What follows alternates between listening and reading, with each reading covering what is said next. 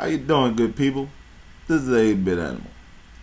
Okay, so today's video is on a game that is actually a point of contention for a lot of gamers. And honestly, I hadn't even considered doing a video on this game. But a debate sparked up after I did the video for Gremlins 2, the new batch. And it was basically, I was heaping this praise on Sunsoft.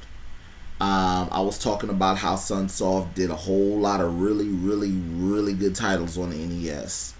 And the discussion arose, what was Sunsoft's worst NES title?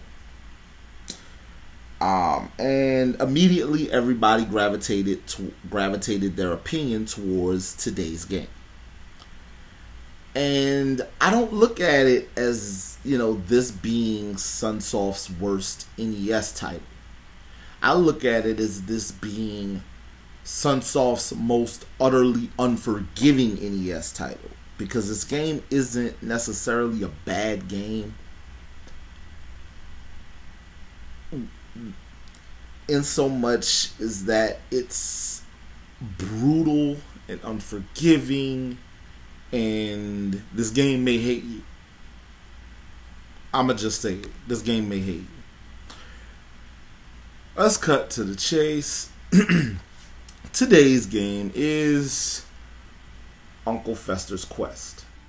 Now, Fester's Quest centers around the town that the Addams family lives in being invaded by aliens, and these aliens abduct pretty much everyone in the town except for the Addams family.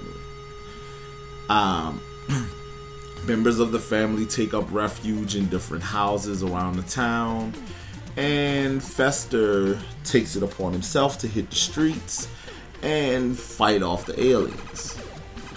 Now, during the course of the game, you'll go into different houses, and you'll go into sewers, different areas, looking for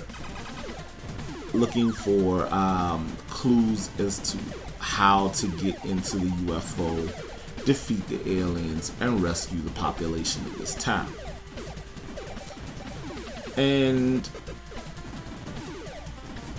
in true Sunsoft fashion, this game looks really good on the NES. I mean, to say it's 1989, this game looks fabulous for 1989.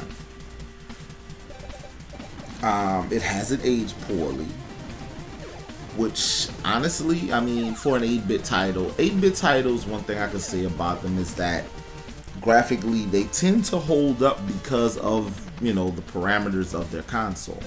They don't look as ugly as you would think. Back to what we were talking about though. Fester's Quest has a couple problems with it. For one, some of the weapons, like the little wave beam, the little wave gun, a lot of times the way you have to position yourself to hit enemies, that can be problematic.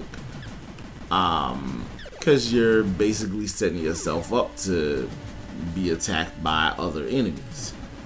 Then you have the situation where you're dealing with really obtuse clues and things. If this is your first time playing this game, it really drops you off and tells you to fend for yourself. It's kind of like, what historians say the Spartans did to their young. Fester's Quest,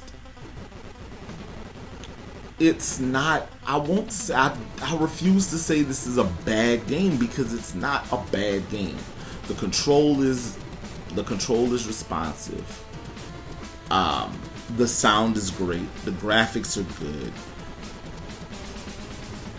The enemies take a little bit of a beating, more so than they should. Fester is a little more vulnerable than he should, so there's some balancing issues there. But as far as the game itself and as a whole, it being a good game, I won't say it's an excellent game. I won't say it's a horrible game. It's somewhere in the middle. So this game is amazingly mediocre. And in that sense, it's far from being Sunsoft's worst NES title. And it's far from just being a bad game in general. I would advise get an emulator. I don't ever tell people to get an emulator, but download an emulator, find a ROM for Fester's Quest, try it out. And, you know, you'll probably see what I'm talking about. This game isn't a bad game. It is an incredibly hard, sometimes cheap, pretty brutal game. And I don't have a problem with that. This has been 8-Bit Animal, and I'll catch you beautiful people tomorrow.